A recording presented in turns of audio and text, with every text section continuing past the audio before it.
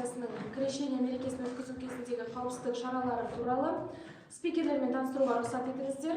Арзымбетов Аслан Нұрланұлы, Ақтөбе облысы Төтенше жағдайлар департаменті Төтенше жағдайларды жою басқармасының бастығы, азаматтық қорғау подполковнигі, және Төлепбаева Ақмарал Рашидқызы, Ақтөбе облысы денсаулық сақтау басқармасының бөлім басшысы.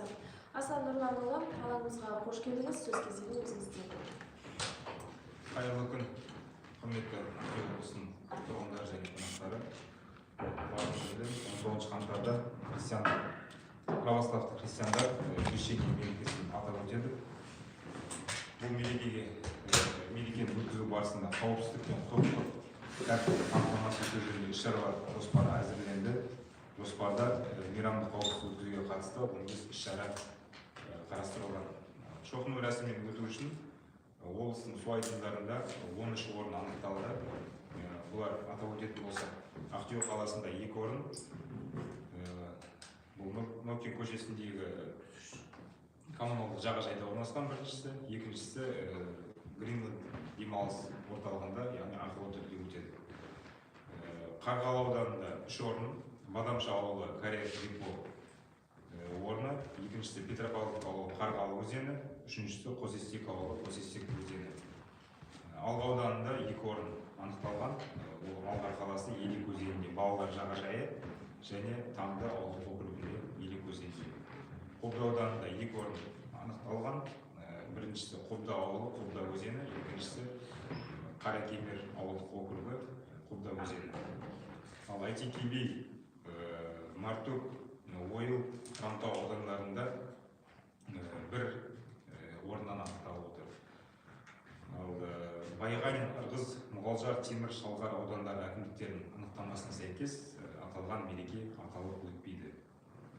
Ақпарат ретінде айтып кететін болсақ, қазір аудандарда мұздың қалыңдығы өзендердегі 25-35 сантиметрді құрайды. Бұл қауіпсіз болып есептеледі. Департаменттік және оның ведомстволық бағынысты бөлімшелерінің жеке құрамы 2026 жылғы 18-20 қаңтар аралығында мерекені атап өту кезінде күшейтілген кезекшілік түріне ауыстырылатын болады. Аталған шараға департамент тарапынан 50 адам және 23 техника тартылады.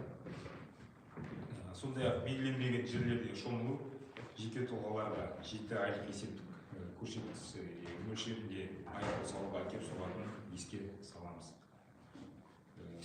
Суға сүңгуді жоспарлағандар үшін келесі ережелерді сақтап кету ұсынылады.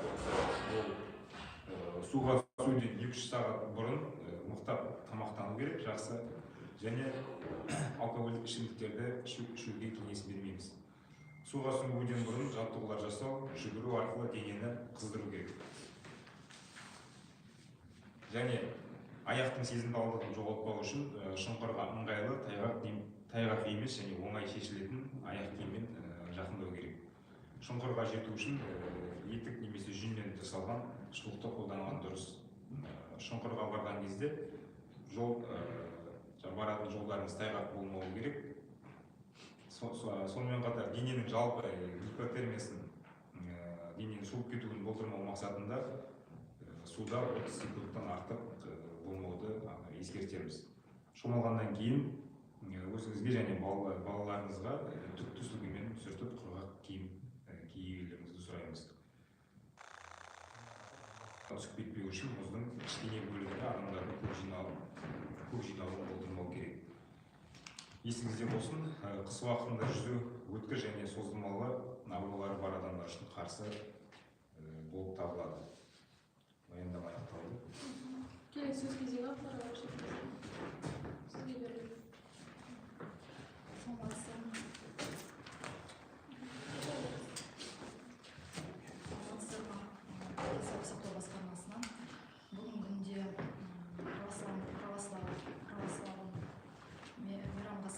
Барлық медициналық мекемелер хабарландырылды.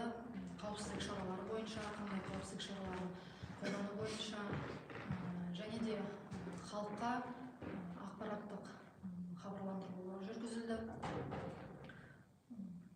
Сол медициналық мекемелер бойынша және қауіпсіздік шараларын қолдану бойынша барлық медициналық пункттер, травма пункттер дайын жағдайда деп айтамыз. Сұрақтарыңыз бар ма? Сұрақ бар ма? Сұрақ жоқ болса, баспасөз конференциясын аяқтаймыз. Қатысқандарыңызға рахмет. Сұрау отырды.